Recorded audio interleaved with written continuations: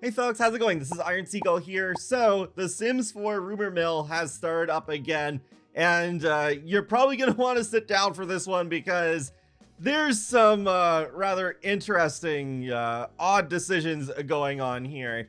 So, the shareholders of Electronic Arts have approved the buyout that's happening next year with Saudi Arabia's Public Investment Fund, Silver Lake, and Affinity Partners, which has Donald Trump's son-in-law, Jared Kushner, behind it. That full Bloomberg article is paywalled, unfortunately, but that is the gist of it. And that is why we have these latest rumors about the end of The Sims 4 as we know it, and the final expansion pack. Adobe posted this on Twitter. As promised, The Sims 4's major content is done. Expect only updates and kits after Expansion Pack 21.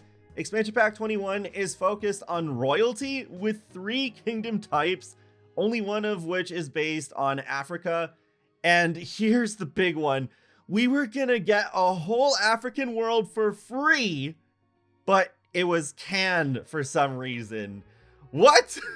You're telling me money-hungry EA, under their management, there was even a chance of us getting another free world, and it was going to be African inspired? Wow, we were this close. We were this close. But nope, it is not happening, at least not in that form. Instead, it will be just one neighborhood in this royalty expansion pack. I'm assuming it'll be a world with 3 neighborhoods in total, so then the other 2 will just be completely different themes. But wow, what a strange expansion pack theme to end on, though I think they might have not even known when they started making this expansion pack that it would be the last one. It's possible that things could have just suddenly shifted, whether it was because of the EA buyout or not, and that's just what ended up happening. Then again, Adventure Awaits did feel like a checklist of just trying to give us a whole bunch of things that the community has been asking for years. It also kind of reminds me of The Sims 2 Apartment Life, where apartments were obviously the main focus, but they threw witches in there for some reason. They make no sense with that theme. So I think that was an example of them just being like, okay, well, we're not gonna have a chance to do this if we don't do this now. So I'm wondering if this is history repeating itself in a way. I wonder if this royalty expansion pack will also try to fit in a bunch of things that the community's been asking for. I don't know how, because it's a pretty specific theme, and I'm not sure how it's going to work unless maybe they're coupling this with a medieval theme instead of, you know, making a Sims medieval sequel. That could be way better. But, you know, that might be just how the cookie crumbles. But what about other ideas that we've seen through some recent surveys?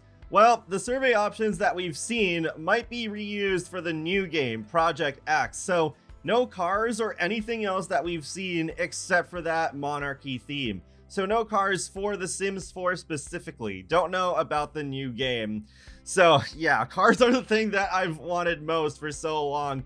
But if Project X is supposed to be like The Sims 4 but with open neighborhoods, I could see why they would save that so that the cars would still have more purpose, even though I think they could still have made cars work in The Sims 4 and have a lot of different interactions with them, kind of like in The Sims 2. But yeah, I would not be surprised to see those survey ideas resurface in Project X. It still sounds really confusing how backwards compatibility is going to work in terms of Sims 4 DLC. Odafi here says, sorta kinda hold on to your packs. They're not gonna be made fully obsolete. But that's info I wasn't gonna talk about. And in the video I made about Project X, I did talk about how I don't know how they would make packs with new business types work, like dine outs or for rent, or like cats and dogs with the vet clinics, or businesses and hobbies, because then if you have more than one of those types of lots in an open neighborhood that's fully loaded with Sims all about, like, that could bottleneck the simulation so easily. I've seen that happen in my game when I use MC Command Center to raise the amount of Sims that can appear on a single lot. And then I open a restaurant, and sometimes it works, but then sometimes it does happen where the Sims just kind of get stuck and they don't do anything, and not even like reset object debug works. I just have to leave the lot because nothing will work until I just load up a completely different location. Even with a new base game, I can't fully trust Maxis and EA to handle those sorts of lots very well in an open neighborhood setting, so I would not be surprised if packs like Die Now and For Rent just do not transfer over at all. And if they revisit those ideas again, they'll just start over from scratch. But with The Sims 4, updates will apparently still go on for at least a few more years, even without expansion packs releasing. So I think then The Sims 4 and Project X will run alongside each other for a while before Project X just completely takes over in terms of the staple single player Sims experience. I wonder if they will have The Sims 4 be the free-to-play game that it is now, and then have Project X be a game that you do pay some money for upfront, just like The Sims 4 was in its first several years, and then be advertised as like a premium Sims offering, because that's the only way I could imagine them doing that. Otherwise, I think Project X would be free to play as well, so then they can justify charging ridiculous amounts of money through microtransactions on top of DLCs and other stuff. It's just wild to me that The Sims 4 has been out for over 11 years, and there are still some big ideas that they haven't covered, like bands and hotels and the aforementioned cars. But then if they end up being in this Project X that is kind of The Sims 4 but not exactly, then it could still end up becoming a reality, just in a very strange way. But I guess that's what happens when you have this business model that thrives off of trying to keep people's attention by like putting in other like random things in between, so that you don't run out of all the good ideas right away that will hook people.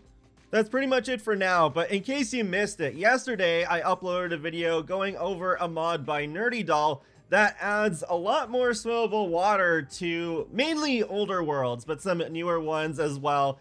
And that's something I've wanted Maxis to do for so long, but they just can't be bothered to for some reason. And that mod actually does make me want to play The Sims 4 more again. I had a lot of fun recording that video. I highly recommend checking that out. And that wraps up another Sims Info and Thoughts video, so feel free to let me know your thoughts in the comment section below on everything we talked about today, and be sure to subscribe if you'd like to keep up with my latest gaming content. I will talk to you all later, and have a great day. Thanks for watching!